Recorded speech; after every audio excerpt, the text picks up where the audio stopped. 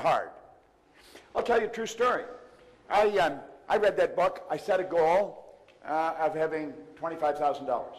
He said, write what you want in a card. I've got cards for everybody. If you haven't got one, you can get one in the back of the room. A goal card. Put it in a plastic sleeve so you can carry it loose in your purse or pocket. I had $25,000. That's what I wanted.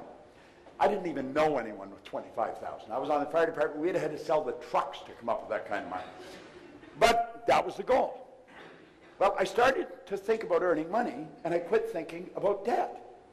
If your goal is to get out of debt, you're going to stay in debt forever.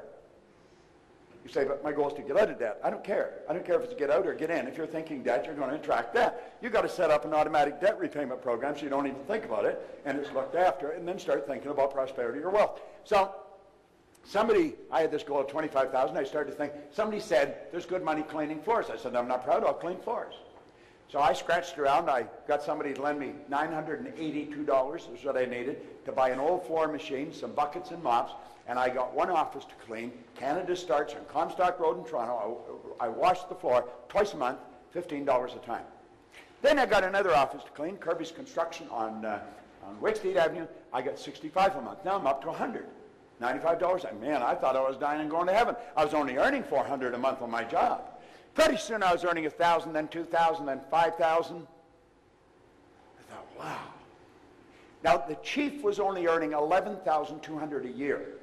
I went past that in monthly income, and I was still afraid to quit the fire department.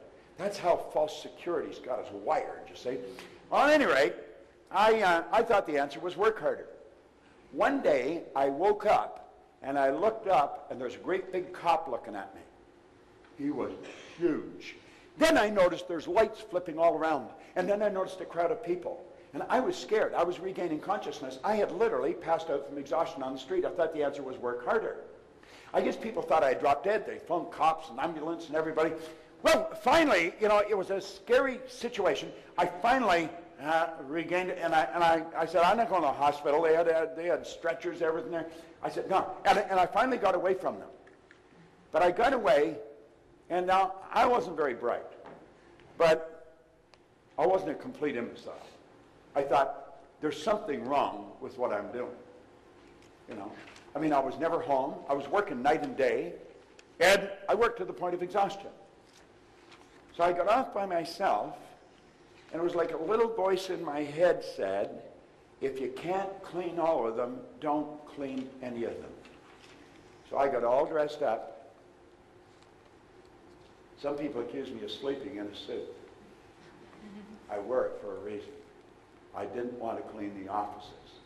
Now, I'd call around and check on people at night. They wouldn't expect me to help them if I was all dressed up. I knew they were tired because I had cleaned offices. I got tired. So I'd bring them coffee and donuts or something, then I'd go and check on somebody else. And you know, in less than 5 years, I went from just cleaning offices in Toronto to Montreal, Boston, Cleveland, Atlanta, London, England. Took off like a rocket. Millions of dollars. I leveraged myself. That's exactly what he was talking to you about. Leverage yourself. That's what you can do on the internet. Now, don't let the fact that you don't know the internet scare you. It doesn't need to scare you. Anything scares you if you don't know anything about it. Understand, you don't have to know all about it. There's people that will do stuff for you. I don't know how to do hardly anything outside of what I'm doing. I've got wonderful staff of people that work with me. Now look at it. He said, it's exciting as well as provocative, but it gets even better. Quantum leaps come without apparent effort. As you get into this type of thinking, your mind goes there. He said these are high velocity moves that carry you to dramatically higher performance levels without time-consuming struggles. Now look at it. He said quantum leaps seem to violate common sense utterly. The idea of moving to a higher orbit and skipping several rungs on the achievement ladder in the process strikes people as far-fetched, maybe even outrageous. Some of what Sean was talking to you about, some of you, it's outrageous. We could never do that. These people are different. No. They're ordinary people that are doing things different. And then he says, after the fact, quantum leaps may be viewed as practical, sensible, even obvious moves. But they typically do not come to you as obvious moves at the moment. Usually, it's in retrospect that you perceive their hidden logic and elegance. I got to repeat that. I love that line. In fact, when I was talking to him on the phone, I said, you know, I've got to compliment you on your command of the English language. I said, you got such a wonderful vocabulary. And I had the book right in front of me. It was on my desk all the time. And I said, this is a line I love. Usually, it's in retrospect that you perceive their hidden logic and elegance. Invariably, quantum leaps are not complex or intricate maneuvers. They tend to be simple, energy efficient, and time-saving. Well, you know, as I look back at the cleaning, when I went from passing out on the street to operating in 7 different cities in 3 countries, it was just an ordinary move.